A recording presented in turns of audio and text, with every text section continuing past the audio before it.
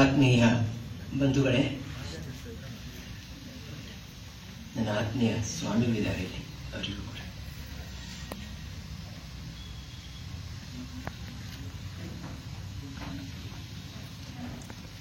ಸಂಗೀತಗಾರರು ಮಾತನಾಡಬಾರ್ದಂತೆ. ಅದು ನಮ್ಮ ಗುರುಗಳು ಹೇಳಿದ್ದು. ನಾನು ಅವರು ಹೇಳಿದ ಬೇರೆ ಯಾವ ಆಜ್ಞೆಯನ್ನು ಪಾಲಿಸಿಲ್ಲ. ಆದರೆ ಇದನ್ನು ಮಾತ್ರ ಸಂಗೀತಗಾರರು ಮಾತಾಡಬಾರದು, ಕಂಠಕ್ಕೆ ಒಳ್ಳೆಯದಲ್ಲ, ಶಾರೀರಕ್ಕೆ ಒಳ್ಳೆಯದಲ್ಲ.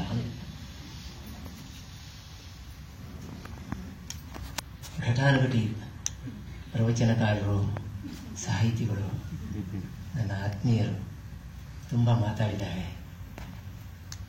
ಇನ್ನು ಮೌನ ಒಳ್ಳೆಯದು ಅಂತ ನನಗೆ ಅನಿಸಿದೆ.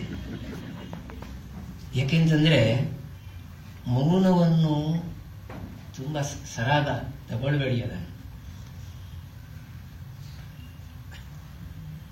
ನಮ್ಮಲ್ಲಿ ಪಂಡಿತ್ ಜಸ್ರಾಜ್ ಅವರನ್ನು ಸುಬ್ರಹ್ಮಣ್ಯಕ್ಕೆ ಕರೆಸಿದ್ದೆ. ಬಹಳ ದೊಡ್ಡ ವಿದ್ವಾಂಸರು, ಸಂಗೀತಗಾರರು. ಅವರ ಕಚೇರಿ ಆಗುವ ಮೊದಲು ಬಂದಂತಹ ಆ ಅತಿಥಿಗಳನ್ನು ಮಾತನಾಡಿಸಿ ಕುಶಲೋಪರಿ ಮಾತಾಡೋಣ ಅಂತ ಅವರ ಸೆಕ್ರೆಟರಿಯಲ್ಲಿ ವಿಚಾರಿಸಿದೆ. ಹೀಗೆ ಅವರನ್ನೊಂದ್ಸಲ ಮಾತಾಡಿಸಿದೆ. ಇಲ್ಲ ಅವರನ್ನು ಮಾತಾಡಿಸುವಾಗಿಲ್ಲ. ಅವರು ಕಚೇರಿ ಇದ್ದ ದಿವಸ ಇಡೀ ದಿವಸ ಮಾತನಾಡುವುದೇ ಇಲ್ಲ. ಅಲ್ಲ, ನಮಗೊಂದು ಸ್ವಲ್ಪ ನಾವು ಆರಂಭಿಸಲ ಏನೋ ಒಂದು ಆ ದಿವಸದ ಮಟ್ಟಿಗೆ ನಮ್ಮ ಅಧೀನ ಅಂತ ಒಂದು ಸಣ್ಣ ಭಾವನೆ ಇರ್ತದೆ. ಇಲ್ಲ ಅವರನ್ನು ಮಾತನಾಡಿಸುವಾಗಿಲ್ಲ. ಹೌದಾ, ಆಯ್ತಪ್ಪ. ಕೂಡಲೇ ನನಗೆ ನಮ್ಮ ಗುರುಗಳು ಟಿ ವಿ ಗೋಪಾಲಕೃಷ್ಣನ್ ಅವರು ಹೇಳಿದ್ದು ನೆನಪಾಯಿತು. ಸರಿ, ಅದು ಒಳ್ಳೆಯದೇ. ಅದು ಬರೀ ಉಪದೇಶವಾಗಿ ಕೇಳಿದ್ದೆ, ಇದು ಪ್ರಾಯೋಗಿಕವಾಗಿ ಅದು ನಡೀತಾ ಇದೆ, ಸಂತೋಷ ಅಂತೇಳಿ ನಾನು ಬಿಟ್ಬಿಟ್ಟೆ.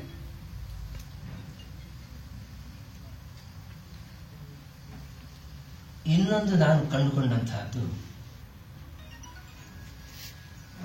ಸಂಗೀತದ ಮಧ್ಯೆ ಬರುವಂತಹ ಮೌನ ಇದೆಯಲ್ಲ, ಅದು ಸಂಗೀತವೇ. ನಮ್ಮ ಮಿತ್ರ ತೋಳ್ಪಾಡಿ ಮಾತನಾಡುವಾಗ ಮಧ್ಯೆ ಮಧ್ಯೆ ಮೌನವನ್ನು ತುಂಬಿಸ್ತಾ ಇದ್ರು.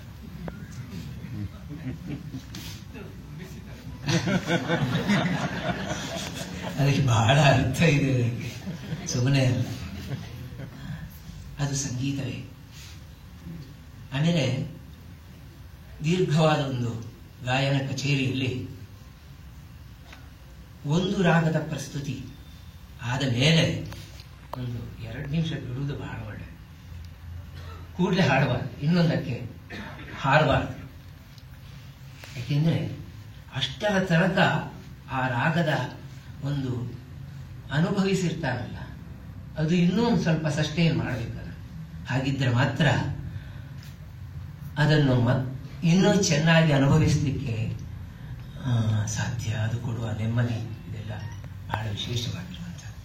ಇಷ್ಟೆಲ್ಲ ಯಾಕೆ ಮಾತಾಡ್ತಾ ಇದ್ದಾರೆ ಅಂದರೆ, ಮಾತು ಬೇಡ, ಮೌನವೇ ಇರಲಿ.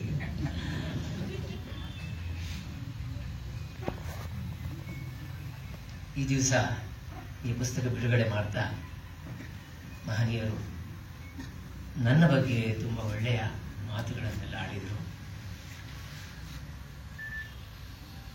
ಸಂತೋಷ, ಖುಷಿಪಟ್ಟೆ. ಹಾಗೆಂತಲ್ಲ, ಅದ್ರ ಎಷ್ಟಿದೆಯೋ ಇಲ್ಲೋ ಗೊತ್ತಿಲ್ಲ ನನಗೆ. ಅಂತೂ ದೇವರಿಗೂ ಕೂಡ ಖುಷಿ ಆಗ್ತದೆ ಯಾರಾದರೂ ಹೊಗಳಿದ್ರೆ, ಸ್ತೋತ್ರ ಮಾಡಿದರೆ. ನಂದೇನು ಮಹಾ. ಈ ಸಂದರ್ಭದಲ್ಲಿ ಒಂದು ಪ್ರಸ್ತಾಪ ಮಾಡಬೇಕು. ಏನಂದ್ರೆ, ಈ ಬುಕ್ ಬಿಡುಗಡೆ ಆಗ್ತದೆ ಅಂತಂದ ಕೂಡಲೇ ಈ 1 ವಾರ 10 ದಿವಸದಿಂದ ಪೇಪರ್ಗಳಲ್ಲಿ ಇದರ ವಿಷಯ ಸ್ವಲ್ಪ ಬರ್ತಾ ಇದೆ. ನನಗೆ ಅನೇಕ ಫೋನ್ಗಳು ಬರಲಿಕ್ಕೆ ಶುರುವಾಯಿತು. ಅದನ್ನು ಓದಿದ ಮೇಲೆ ಅವರು ಫೋನ್ ಮಾಡ್ತಾ ಇರುವಂಥದ್ದು, ವಿದ್ಯಾಭೂಷಣ್ ಜಿ, ನೀವು ಇದನ್ನು ನೀವೇ ಬರೆದದ್ದ ಅಥವಾ ಯಾರಿಂದ ಬರೆಸಿದ್ದ?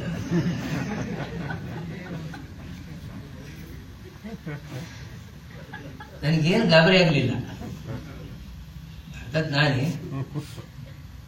ಆತರ ಅವರು ಸಂಶಯ ಪಟ್ರಲ್ಲ, ಅಷ್ಟು ಚೆನ್ನಾಗಿತ್ತು ಅಂತ ಅರ್ಥ ನನ್ನ ಬರವಣಿಗೆ.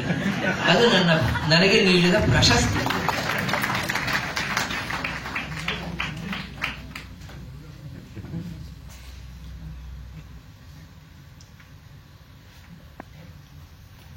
ತೋಳ್ಪಾಡಿ ಜೊತೆಗೆ ಕಳೆದಂತಹ ದಿವಸಗಳು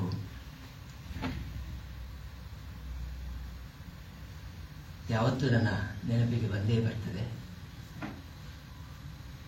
ಬಹಳ ವಿಶೇಷವಾದಂತಹ ದಿವಸಗಳು. ನಮ್ಮ ಈ ಸಂಬಂಧದಲ್ಲಿಯೂ ಈ ಪರಸ್ಪರ ಇದ್ದಂತಹ ಮಾತುಗಳು ಅದು ರಾತ್ರಿಗಟ್ಲೆ, ದಿನಗಟ್ಲೆ ಅತ್ಯಂತ ದೀರ್ಘವಾದಂತಹ ರೀತಿಯಲ್ಲಿ ಆ ಮಾತುಕತೆ ನಡೀತಾ ಇತ್ತು. ಆಮೇಲೆ ಜಸರಾಜರಂತಹ ಮೌನ, ಆಮೇಲೆ ಪತ್ರ ಇಲ್ಲ, ಫೋನ್ ಇರಲಿಲ್ಲ, ಗಡಿಯಾಗಲ್ಲ, ಪತ್ರ ಇಲ್ಲ.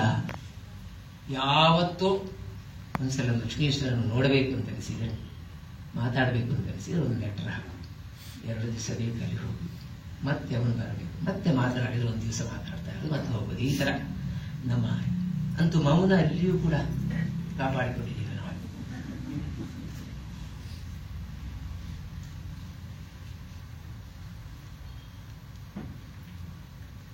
ಕಾಯ್ಕಿಣಿಯವರು ಹೇಳಿದ್ರು, ಬದುಕಿನ ತುಂಬ ಲಕ್ಷ್ಮೀಶ್ ತೋಳ್ಪಾಡಿಯವರು ಅಡ್ಡಾಡ್ತಾ ಇರೋದನ್ನು ನೋಡಿದೆ ಅಂತ.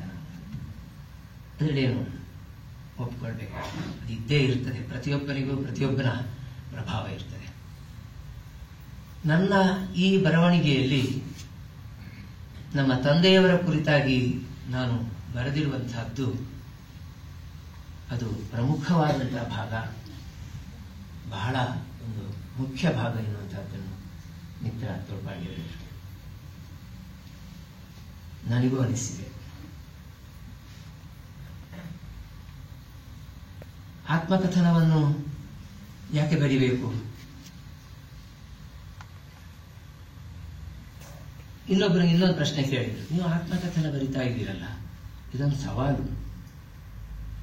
ತುಂಬಾ ಸವಾಲುಗಳನ್ನು ಎದುರುಗಿಟ್ಟುಕೊಂಡು ಆತ್ಮಕಥನವನ್ನು ಬರಿಬೇಕು. ಯಾಕೆಂತ ಹೇಳಿದ್ರೆ ಎಲ್ಲ ಆತ್ಮಕಥನೆಯೂ ಹೆಚ್ಚಾಗಿ ಅತಿಶಯೋಕ್ತಿಯನ್ನು ಕೊಟ್ಟಿರ್ತದೆ. ತನ್ನನ್ನು ತಾನು ವಿಜೃಂಭಿಸಿಕೊಳ್ಳುವಂತಹ ಒಂದು ಸಂದರ್ಭಗಳಿರ್ತದೆ. ಅದನ್ನು ಮೀರಿ ಮತ್ತು ನೆರವಾದ್ದನ್ನೆಲ್ಲ ಬರೆಯುವಂತಹದ್ದು ಅಲ್ಲ, ಅದರಿಂದ ಯಾರಿಗೂ ಹಾನಿಯೂ ಆಗಬಾರದು. ಹಾಗೆ ಬ್ಯಾಲೆನ್ಸ್ ಆಗಿ ಹೇಳುವಂತಹದ್ದನ್ನು ಮಾತ್ರ ಸತ್ಯವಾದದ್ದನ್ನು ಹೇಳುವಂತಹ ಒಂದು ಪ್ರತಿಜ್ಞೆ, ಈ ಶಿಸ್ತನ್ನು ಇಟ್ಟುಕೊಂಡು ನಾನು ಮುಂದುವರೆದೆ. ಇಲ್ಲಿ ನಮ್ಮ ತಂದೆಯವರ ಬಗ್ಗೆ ನಾನು ಬರೆಯುವಾಗ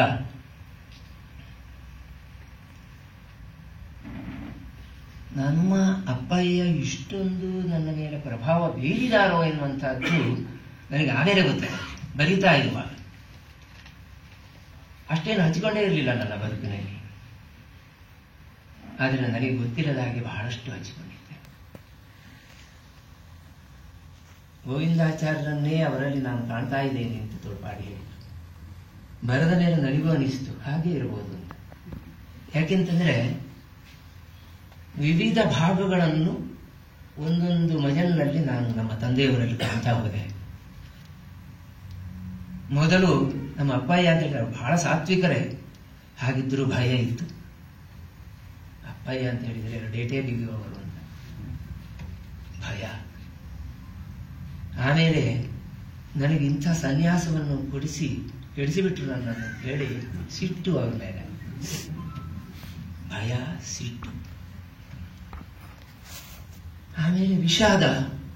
ನನ್ನ ಅವ್ಯವಸ್ಥೆಗಳು, ನನ್ನ ಮಾನಸಿಕವಾದಂತಹ ಈ ಒಂದು ಸಂದರ್ಭಗಳಲ್ಲಿ ಅವರು ಕೊಡ್ತಾ ಇದ್ದಂತಹ ಒಂದು ಪಾಡು, ಅದನ್ನು ಕಂಡು ನಾನು ವಿಷಾದ ಪಡುವಂತೆ ಆಯಿತು. ಅದು ಆಮೇಲೆ ಪ್ರೀತಿಯಾಗಿ, ಅವರ ಬಗ್ಗೆ ಪ್ರೀತಿಯಾಗಿ ಪರಿಣಮಿಸಿತು. ಕೊನೆಗೆ ಅವರು ತೀರಿಕೊಂಡು ನಮ್ಮನ್ನು ಅಗಲಿದಾಗ ಪಶ್ಚಾತ್ತಾಪವಾಗಿ ಅದು ಪರಿಣಮಿಸಿತು. ನಾನು ಕೆಂಡಸಂಪಿಗೆಗೆ ಬರೆದ ಮೇಲೆ ಪುಸ್ತಕಕ್ಕಾಗಿ ಅದನ್ನು ಸ್ವಲ್ಪ, ನಾವೇನು ಕುಮಾರವ್ಯಾಸನ ಸಂತತಿಯವರೇನಲ್ಲ, ಅಡುಪದೊಂದು ಅಗ್ಗಳಿಕೆ ಏನಿಲ್ಲ ನಮಗೆ, ಹಾಗಿದ್ದರೆ ಅದನ್ನೊಂದು ಸ್ವಲ್ಪ ವ್ಯತ್ಯಾಸ ಮಾಡಿ ಎಲ್ಲ ಬರದೆ. ಆಮೇಲೆ ಪ್ರೂಫ್ ತೆಗೆದ್ಬೇಕಲ್ಲ, ಆಗಲೂ ನೋಡಿದೆ.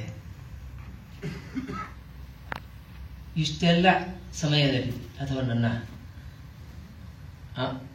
ರಮನಿಗೆ ಅದನ್ನು ಓದಿ ಹೇಳಿದೆ. ಇಷ್ಟೆಲ್ಲ ಮಾಡುವಾಗಲೂ ಇಷ್ಟೊಂದು ಸಲವು ಗಳಗಳಗಳಗಳ ಹತ್ತುಕೊಂಡೇ ಇತ್ತು. ಈಗಲೂ ಸ್ವಲ್ಪ ಬಿಟ್ಟರೆ ನಾನು ಹಾಗೆ ಮಾಡಲಿಕ್ಕೂ ಸಾಕು. ಅದಕ್ಕೋಸ್ಕರ ಮುಗಿಸ್ತೇನೆ.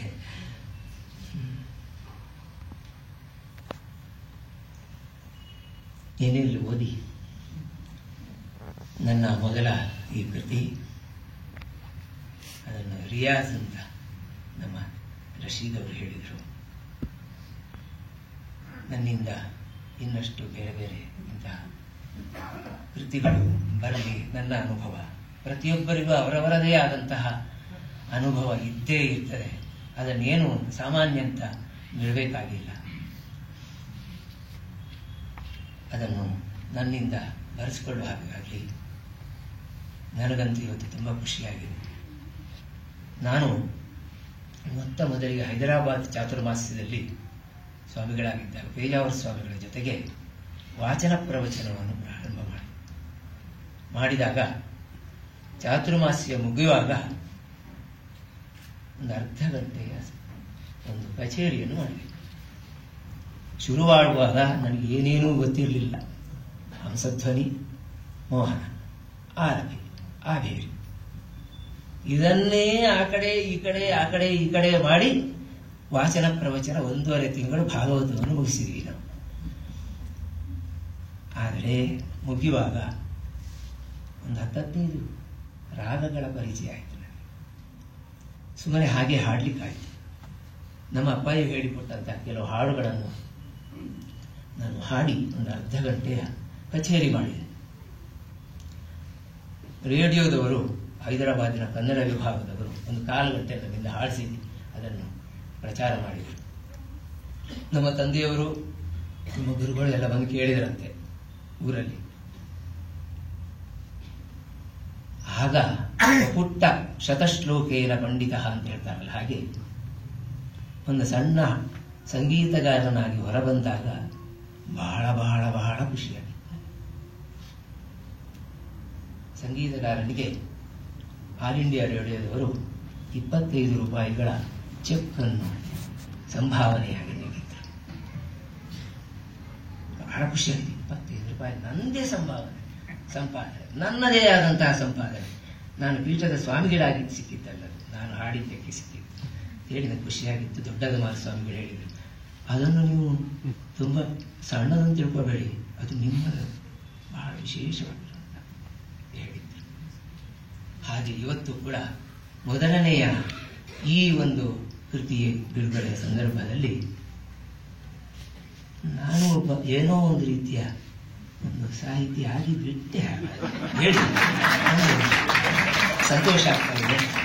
ಈ ಸಂತೋಷಕ್ಕೆ ಕಾರಣರಾದಂತಹ ನಿಮಗೆಲ್ಲರಿಗೂ, ವಿಕ್ರಮ ಪ್ರಕಾಶನದವರಿಗೆ, ಅಲ್ಲ ಪ್ರಕೃತಿ ಪ್ರಕಾಶನದ ವಿಕ್ರಮತ್ವರಿಗೆ, ಬಿಡದೆಯವರು, ಆಮೇಲೆ ನಮ್ಮ ಸಾಹಿತಿ ಬಂಧುಗಳಿಗೆ, ನಿಮಗೆಲ್ಲರಿಗೂ ಪ್ರೀತಿಯಿಂದ ಬಂದಿದ್ದೀರಿ.